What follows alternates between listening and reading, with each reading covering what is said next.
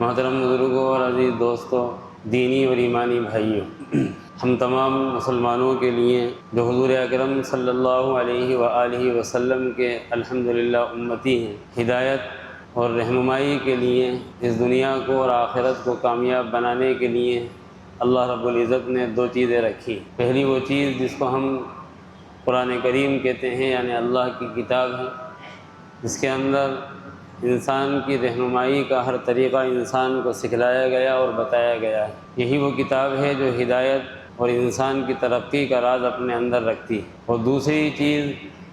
جس سے ہمیں ہدایت اور رہنمائی ملتی ہے وہ نبی اکرم صلی اللہ علیہ وآلہ وسلم کی سنت ہے اور آپ کا طریقہ ہے۔ ایک حدیث پاک کے اندر آپ صلی اللہ علیہ وآلہ وسلم نے یہ بات ارشاد فرمائی تھی اپنے اخیر دور کے اندر کہ میں تمہارے درمیان دو چیزیں چھوڑ کر جا رہا ہوں، اور جب تک تم ان دونوں چیزوں سے وابستہ رہو گے، اپنی زندگی کے اندر ان دونوں چیزوں کو جگہ دو گے اور اس کے مطابق اپنی زندگی گزارو گے، لن تضلوا، تم کبھی گمراہ نہیں ہوگے۔ یہ اللہ کے رسول صلی اللہ علیہ وآلہ وسلم کا وعدہ ہے کہ جب تک تم ان دونوں چیزوں سے وابستہ رہو گے، منسلک رہو گے، گمراہ نہیں ہوگے۔ ان میں پہلی چیز اللہ کی کتاب ہے اور دوسری چیز نبی اکرم صلی اللہ علیہ وسلم کی سنت ہے اور آپ کا طریقہ ہے۔ اللہ کی کتاب سے وابستہ رہنے کا کیا مطلب ہے؟ اللہ کی کتاب سے وابستہ رہنے کا آسان زبان کے اندر مطلب یہ ہے کہ اللہ رب العزت نے جو چیزیں قرآن کریم کے اندر حرام بتائی ہیں، جو راستے اللہ رب العزت نے قرآن کریم کے اندر شیطان کے راستے قرار دیے ہیں، ان راستوں سے بچا جائے اور ان تمام چیزوں سے بچنے کی پوری کوشش کی جائے جن کو اللہ رب العزت نے حرام قرار دیا ہے قرآن کریم کے اندر، اور ان تمام چیزوں کو اپنے لیے فخر کی چیز اور کامیابی کی چیز، اللہ کی رضا اور نبی اکرم صلی اللہ علیہ وسلم سے محبت کی امانت سمجھی جائے، جن کو اللہ رب العزت نے اس کلام پاک کے اندر ترقی کی چیزیں بتلایا ہے، کامیابی کی چیزیں بتلایا ہے اور حلال فرمایا ہے۔ ہم جو اللہ رب العزت کی کتاب کو کتاب تو مانتے ہیں اور قرآن کریم سے محبت اور عقیدت اس درجے تک رکھتے ہیں کہ کسی طرح بھی اس کی بے ادبی ہمیں برداشت نہیں ہوتی الحمدللہ، لیکن ہم یہ بھول جاتے ہیں کہ قرآن کریم کے اوراق کو چومنا اور قرآن کریم کو یاد کر لینا اور قرآن کریم کو پڑھتے رہنا اور قرآن کریم کو اپنے سروں پر رکھنا، قرآن کریم کی تلاوت کو اپنے گھروں کے لیے برکت کی چیز سمجھنا،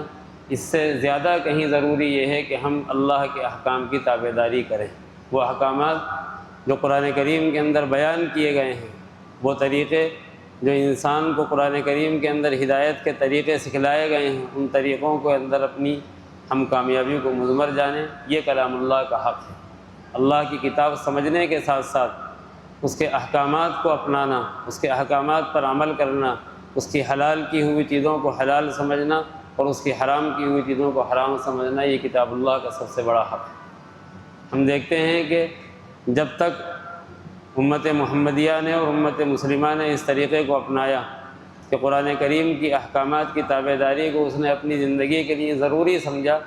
ہم کوئی بھی دور اٹھا کے دیکھ لیں، کسی انسان کی زندگی ہم ٹٹول لیں، صحابہ سے لے کر آج تک ہم اپنی نگاہ دوڑا لیں، ہمیں یہی ملے گا کہ اللہ تعالیٰ نے کامیاب انہی کو فرمایا ہے جنہوں نے کتاب اللہ کے احکامات کو اپنی زندگی کے اندر جگہ دی، اور جنہوں نے صرف زبانی جمع خرچ کیا ہے، اللہ کی کتاب کو کتاب مانا، اپنی زبان سے وہ اس کی عقیدت کے ترانے گاتے رہے، لیکن انہوں نے اللہ کے احکامات کو اپنی زندگی کے لیے ضروری نہ سمجھا، تو کتاب اللہ کی یہ عقیدت اور یہ محبت جو ہماری زبانی محبت ہے اور زبانی عقیدت ہے، یہ کام نہیں ہے۔ دوسری چیز قرآن کریم کے احکامات کے ساتھ ساتھ جو ہماری زندگی کو کامیاب بنانے کے لیے ضروری ہے، وہ حضور اکرم صلی اللہ علیہ وسلم کی سنت ہے۔ آپ صلی اللہ علیہ وآلہ وسلم کی سنت اور آپ کا طریقہ قرآن کریم سمجھنے کے لیے ایک معاون ہے۔ اگر نبی اکرم صلی اللہ علیہ وسلم کی سنت کو نکال دیا جائے، آپ کے طریقے سے ہٹ کے بات کی جائے،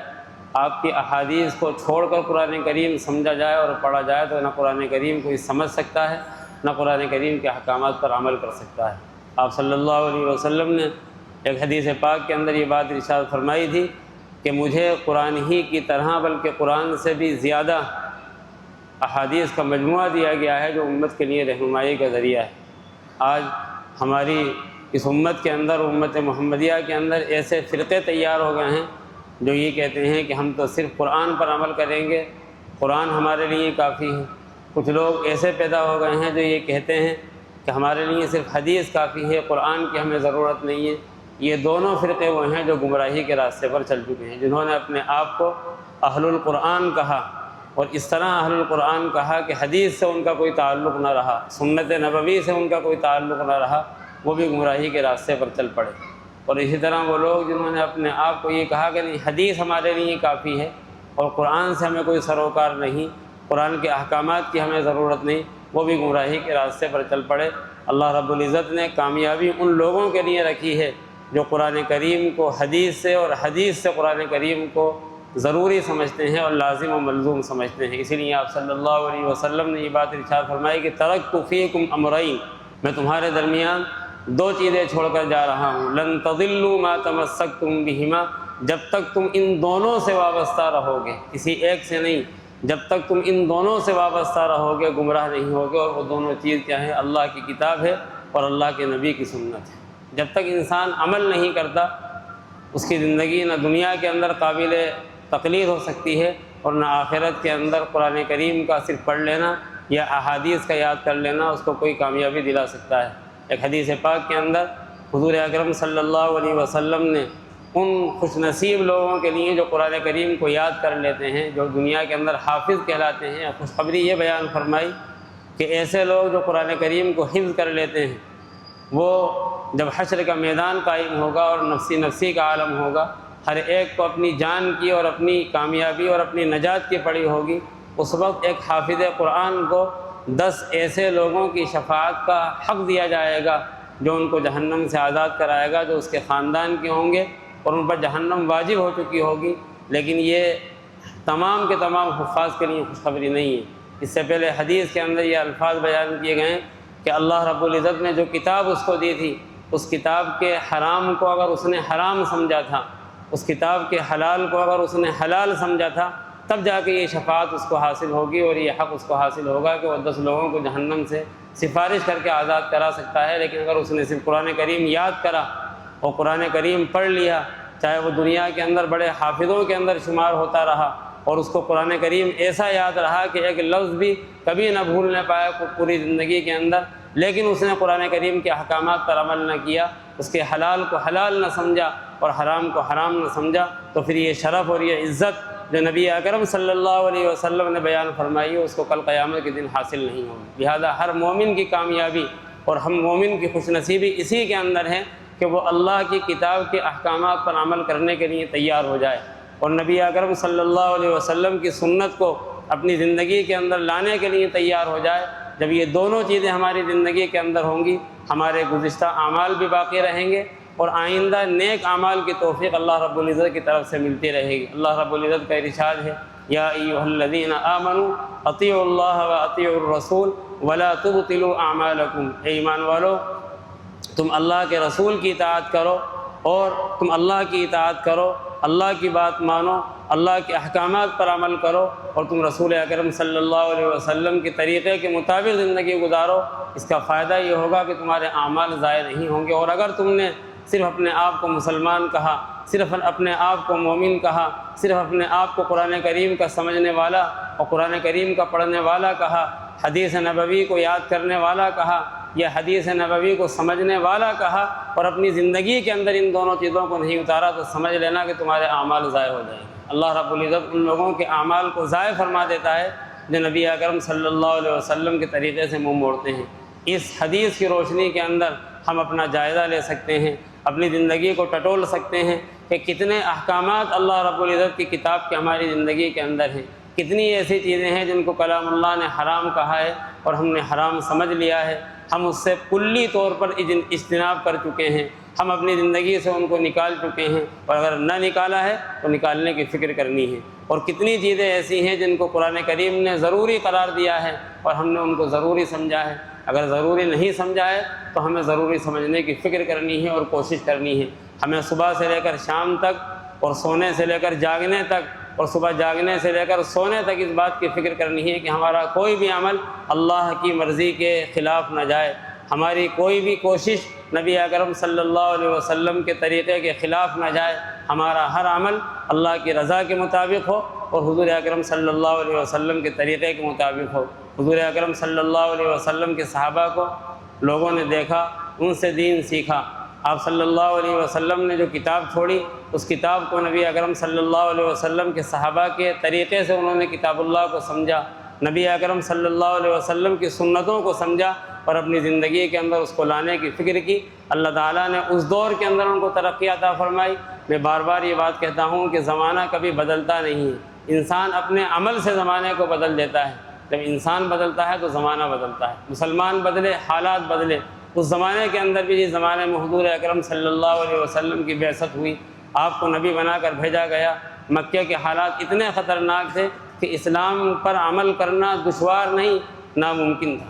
اور مسلمان اپنے آپ کو کہنا ناممکن تھا۔ لیکن اللہ رب العزت نے جب ان کے دلوں کی حالت دیکھی تو انہوں نے یہ طے کر لیا کہ نہیں، ہم اپنے آپ کو بدلیں گے، ہم اپنے آپ کو حقیقی معنی کے اندر مسلمان بنائیں گے، ہم حقیقی معنی کے اندر یہ کہلانے کے مستحق ہوں گے کہ ہم نبی اکرم صلی اللہ علیہ وسلم کے چاہنے والے ہیں، حقیقی معنی میں آپ سے محبت کرنے والے ہیں۔ اللہ تعالیٰ نے ایسے حالات بدلے کہ وہ لوگ جو ان کی جانوں کے دشمن تھے، اللہ رب العزت نے ان پر ایسا گرویدہ کر دیا کہ وہ ان کے لیے جینے مرنے کے لیے تیار ہو گئے۔ آج بھی الحمدللہ اگر ہم حضور اکرم صلی اللہ علیہ وسلم کے طریقے سے وابستہ رہیں گے، اللہ کی کتاب کو اپنی زندگی کے اندر لانے کی فکر کریں گے، اس کے احکامات پر عمل کریں گے، تو انشاءاللہ اللہ تعالی حالات بدلے گا، اور حالات ایسے بدلیں گے کہ ہمیں بھی ترقی ملے گی، اور ہمارے ذریعے سے اللہ تعالی اسلام کو یہ بلند فرمائے گا۔ ایک حدیث پاک کے اندر جس میں آپ نے یہ فرمایا